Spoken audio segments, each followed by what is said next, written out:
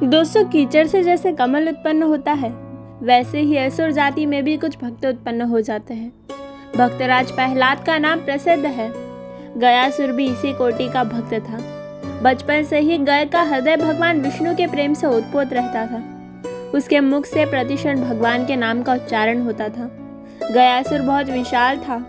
उसने कोलाहल पर्वत पर घोर तप किया। हजारों वर्ष तक उसने अपनी सांसें रोक ली, जिससे सारा संसार शुद्ध हो गया। देवताओं ने ब्रह्मा से प्रार्थना की कि आप गयासुर से हमारी रक्षा करो। ब्रह्मा देवताओं के साथ भगवान शंकर के पास गए। पुनः सभी भगवान शंकर के साथ विष्णु जी के पास गए। भगवान विष्णु ने कहा कि आप सब देवता गयासुर के पास चले, मैं भी आ रहा हूँ। गयासुर के पास पहुंचकर भगवान विष्णु ने पूछा कि तुम किस लिए तप कर रहे हो? हम सभी देवता तुमसे संतुष्ट हैं, इसलिए तुम्हारे पास आए हैं, वर मांगो।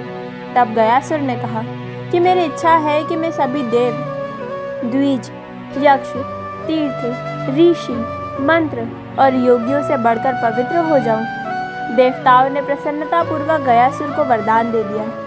फिर वे प्रेम से उसे देखकर और उनका स्पर्श कर कर अपने अपने लोकों में चले गए। इस तरह भक्तराज गय ने अपने शरीर को पवित्र बनाकर प्राय सभी पापियों का उद्धार कर लिया। जो उसे देखता और जो उसका स्पर्श करता, उसका पाप ताप नष्ट हो जाता।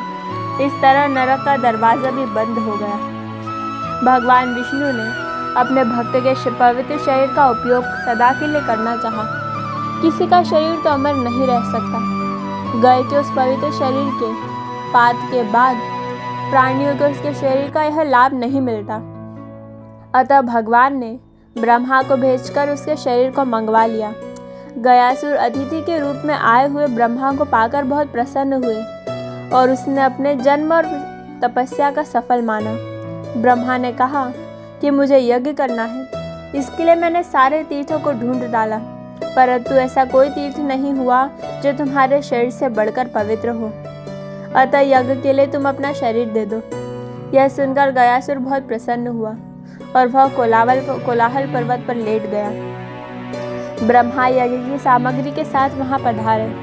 प्राय सभी देवता और ऋषि भी वहां उपस्थित हुए। गयासुर के शरीर पर बहुत बड़ा यज्ञ हुआ। ब्रह्मा ने पूर्णाहुति देकर स्वयं स्थान किया। यज्ञ का स्तंभ भी गाड़ा गया। भक्तराज गयासुर चाहते थे कि उनके शरीर पर सभी देवता वास हो। भगवान विष्णु निवास गयासुर को अधिक अभिष्ट था, इसलिए उनका शरीर हिलने लगा। जब सभी देवता उस पर बैठ गए और भगवान विष्णु गंधर्वराज के रूप में वहाँ स्थित हो गए, तब भक्तराज गयासुर ने हिलना बंद कर दिया। तब से गयासुर सबका उद्धार करता आ रहा है।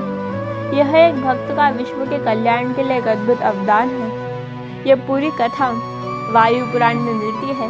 ये कथा आपको कैसी लगी हमें कमेंट बॉक्स में ज़रूर बताइएगा। धन्यवाद।